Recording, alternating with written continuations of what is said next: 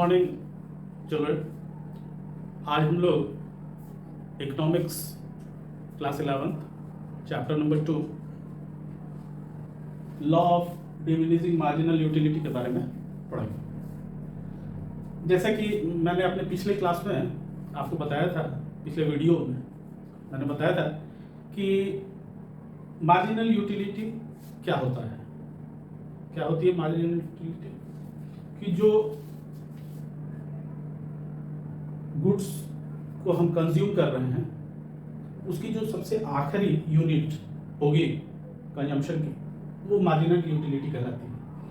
तो इसमें marginal utility भी आता है और यहाँ शब्द है डिमिनिशिंग। डिमिनिशिंग का मतलब घटते हुए क्रम में, तो वो डिमिनिश होता है यानी घटता है। मार्जिनल यूटिलिटी कब घटती है?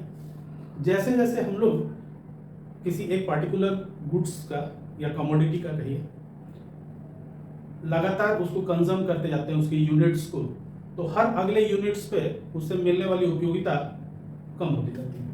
इसी पे ये लॉ है। इसके डेफिनेशन को हम लोग देखेंगे। First of all, the law of diminishing marginal utility says that the marginal utility from each additional unit declines as consumption increases. यानी कि जैसे जैसे कंजम्पशन की यूनिट्स इंक्रीज होने लगती है, हर यूनिट से मिलने वाली उपयोगिता कम होती जाती है।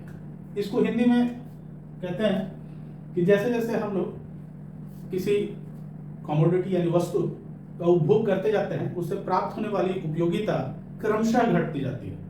अचानक से नहीं, धीरे धीरे क्रमशः घटती जाती है। हमने अपने पिछले वीडियो में ये भी बताया था कि मार्जिनल यूटिलिटी 3 भागों में होती है। First part is positive, second part is zero and then it becomes negative. तो यहाँ एक टेबल मैंने लिखा है, उसको हम लोग देखेंगे। यूनिट्स ऑफ ब्रेड, और इधर मार्जिनल यूटिलिटी को मैं लिया है। तो पहला यूनिट ऑफ ब्रेड को जब हम कंज्यूम करते हैं तो 10 utils of utility, marginal utility मिलती है। सेकेंड यूनिट से 8 यूटिल्स, थर्ड यूनिट से 6 यूटिल्स, फोर्थ यूनिट से 4 यूटिल्स, 5 यूनिट से 2 यूटिल्स, 6th यूनिट से पे जाके ये 0 हो जाता है। यानी कि यहाँ पर कंज्यूम करते करते एक स्थिति ऐसी आती है कि उस व्यक्ति की उस वस्तु से मिलने वाली यूटिलिटी 0 हो जाती है, और उसके बाद अगर वो अपने कंजम्पशन को जारी रखता है तो उसकी यूटिलिटी निगेटिव हो जाती है। तो इसमें हम लोगों ने देखा था 3 पार्ट होते हैं। First part is positive, second part is zero and third part is negative. ये 3 पार्ट। अब इसको एक ग्राफ पे हम लोग देखते हैं। एक ये y एक्सिस है, और y एक्सिस जैसे कि हम जानते हैं ये इधर भी जाता है और नीचे की तरफ जाता है। इधर आने से x एक्सिस निगेटिव हो जाती है और इधर y एक्सिस निगेटिव हो जाती है। तो इस y एक्सिस पे मैंने यूटिलिटी को लिया है और यूनिट्स ऑफ ब्रेड को हमने x एक्सिस पे लिया है। अब जब पहला यूनिट ब्रेड का कंज्यूम होता है तो 10 यूटिल्स की यूटिलिटी मिलती है। मान लीजिए कि ये ऐसे है, ये जो है कंजम्पशन। सेकंड जब कंज्यूम करते हैं तो उससे 8 यूटिल्स, थर्ड से 6, फोर्थ से 4,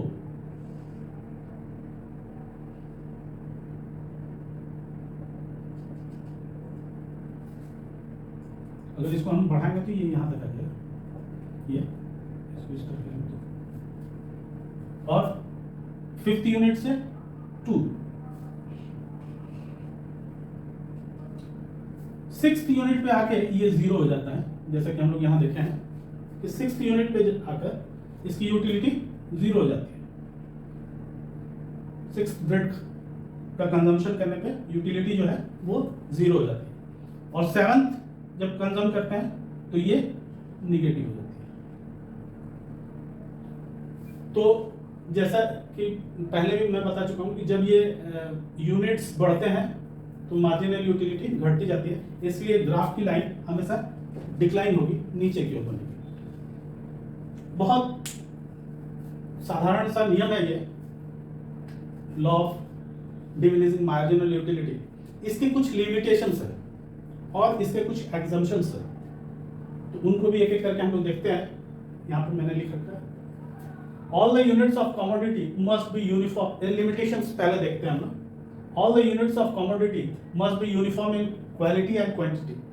जो भी गुड्स का कंजम्पशन हो रहा है उसकी quantity during the period of consumption, quantity और क्वालिटी मस्ट रिमेन सेम। अगर ऐसा नहीं होगा तो ये नियम काम नहीं करेगा, this law will not implement. Second चीज है, इसका उदाहरण भी आप देख सकते हैं। क्वांटिटी मतलब किसी भी चीज की मात्रा बढ़ा दी जाए during the period of consumption, तो ये नियम लागू नहीं होगा, क्योंकि ये सेम यूनिट के कंजम्पशन की बात करता है। क्वालिटी, पहला रोटी सूखा खाए और उसके बाद पता चला कि दूसरी रोटी में घी लग गई, तो ये उसकी यूटिलिटी बढ़ जाएगी। ऐसे में ये लॉ जो है वो वर्क नहीं करता। Second point is price of commodity must remain the same. Price of commodity जो है कंजम्पशन के दौरान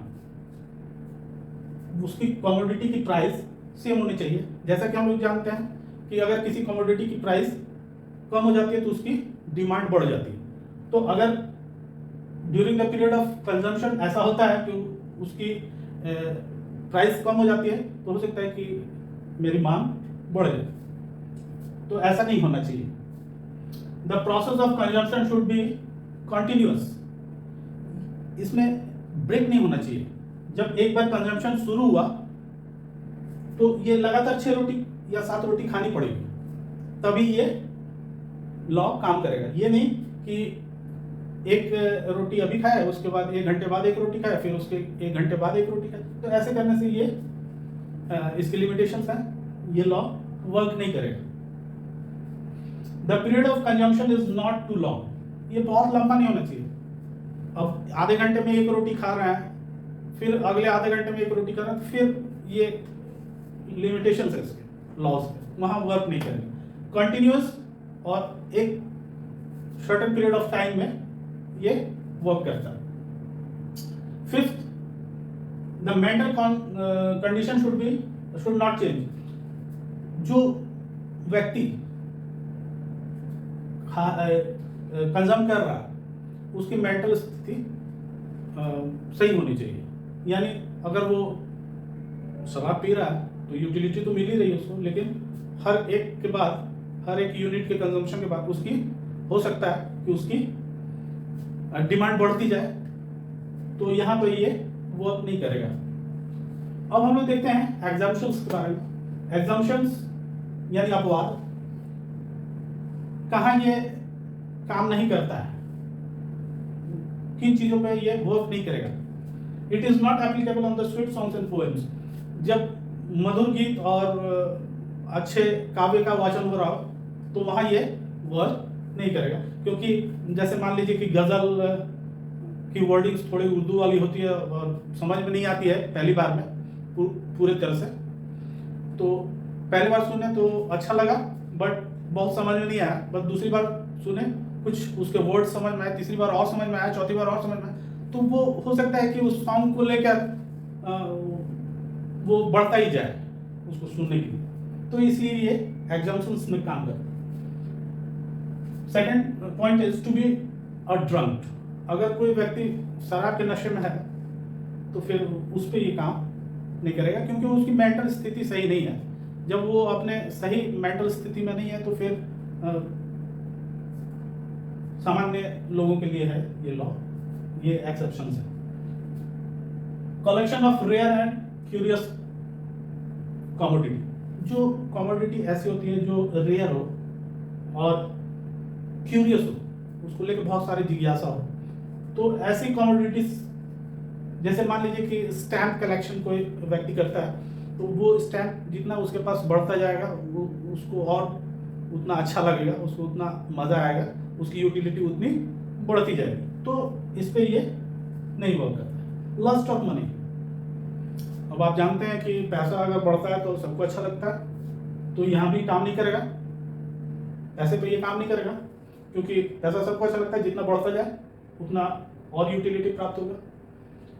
When commodity unit is very small, अगर जो कंज्यूम की जाने वाली कमोडिटी है उसकी यूनिट बहुत छोटी हो, तो जैसे हम लोग कहते हैं ऊँट के मुंह में जीरा, तो फिर उससे संतुष्ट तो होगा नहीं, तो उसकी जिज्ञासा और यूटिलिटी लगातार बढ़ती जाएगी। तो ये इस लॉ के एग्जम्पशंस और लिमिटेशंस हैं। यहाँ मैंने इसे ग्राफ के जरिए आपको समझा दिया, टेबल्स हैं, ग्राफ है, डेफिनेशन भी आपको मिल गया। तो उम्मीद करता हूँ कि आपको ये वीडियो पसंद आया हो तो लाइक और सब्सक्राइब जरूर कीजिएगा। धन्यवाद।